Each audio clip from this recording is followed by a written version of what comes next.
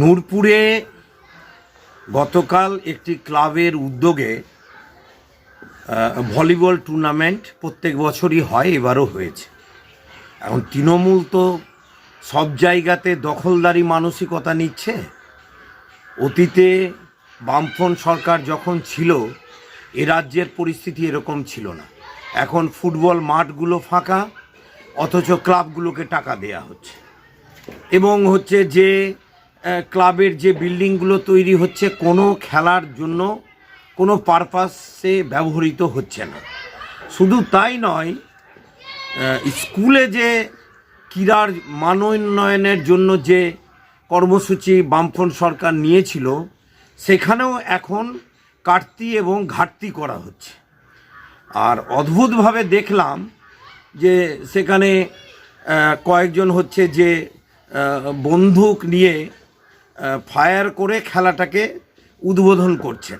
লাইসেন্সপ্রাপ্ত ওই বন্দুক থাকতে পারে, কিন্তু এটা সমাজের পক্ষে একটা ভালো উদাহরণ না। যেখানেই হোক না কেন, আপনার নিরাপত্তার জন্য আপনি নিজে লাইসেন্সপ্রাপ্ত বন্দুক রেখেছেন, সেটা ঠিক আছে।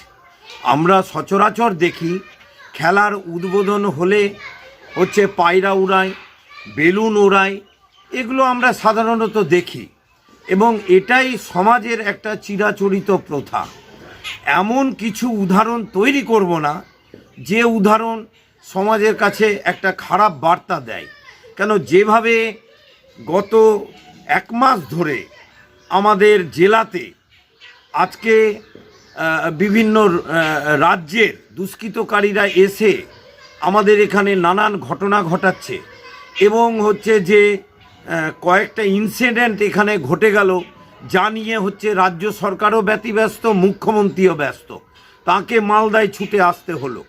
আর এইভাবে যদি কেউ মনে করেন খেলার উদ্বোধনের জন্য, কেউ বলবার চেষ্টা করছেন এটা নাকি ট্র্যাডিশনাল যদি হয় ব্রেক করা উচিত।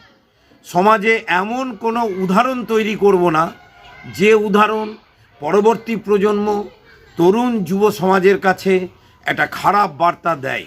আমি মনে করছি যে কালকের ঘটনা বা এই ধরনের ঘটনা যদি কোথাও ঘটে, অনেক সময় শারদ উৎসবের সময় অনেক জায়গাতে এই হচ্ছে যে অনেকেই লাইসেন্সপ্রাপ্ত বন্দুক নিয়ে এই ঘটনা ঘটান। কখনোই এই উদাহরণ সমাজের গ্রহণযোগ্য নয়। এগুলো অতীত দিনে জমিদারি প্রথা যখন ছিল তখন এগুলো প্রজাদেরকে ভয় দেখানোর জন্য মানুষ এগুলো করত। এখন বামফ্রন্ট সরকার প্রতিষ্ঠা হওয়ার পর, লাল ঝান্ডার লড়াই প্রতিষ্ঠিত হওয়ার পর সব মানুষ সমান, সব মানুষ হচ্ছে যে তার রুটি রুজি জীবন জীবিকা নিয়ে ব্যস্ত আছেন। আমি উদ্যোক্তাদেরও অনুরোধ করব যে তৃণমূল যে ফাঁদ তৈরি করে সেই ফাঁদে দয়া করে আপনারা পা দেবেন না। কেন, এখন আমি দেখি বিভিন্ন রকমের উৎসব, বিভিন্ন রকমের ক্রীড়া যে সংগঠিত হয়, সেখানে হচ্ছে যে কে কত অর্থ দেবে তার উপরে সভাপতি, তার উপরে সহসভাপতি, তার উপরে ফিতা কাটা, এগুলো নির্ভর করে। পশ্চিমবাংলার কালচার এটা নয় যে সব কিছু অর্থ দিয়ে হচ্ছে যে দাঁড়িপাল্লায় মাপা হবে। মূল্যবোধের তাহলে কি হবে, তাহলে আদর্শের কি হবে, তাহলে নীতির কি হবে? সব কিছুই যদি অর্থ দিয়ে মাপা হয়, যা তৃণমূল পশ্চিমবাংলায় খুবই সূক্ষ্মভাবে করছে, প্রকটভাবে করছে, সব কিছুর সম্পর্ককে আর্থিক দিক দিয়ে বিচার করার চেষ্টা করছে, এর বিরুদ্ধে লাল ঝান্ডার লড়াই চলবে।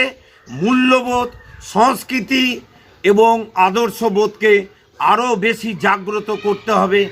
এটাই গতকাল নেতাজি সুভাষ বসু জন্মদিন ছিল, তিনি আমাদের সেই আদর্শ চারিদিকে ছড়িয়েছেন। সেই আদর্শ নিয়েই আমরা পথ চলব। মূল্যবোধের যে মতাদর্শ, সেই মূল্যবোধকে আমরা প্রতিষ্ঠিত করব। উদ্যোক্তাদের অনুরোধ করব ভবিষ্যতে এই ধরনের কাজ না করাই ভালো।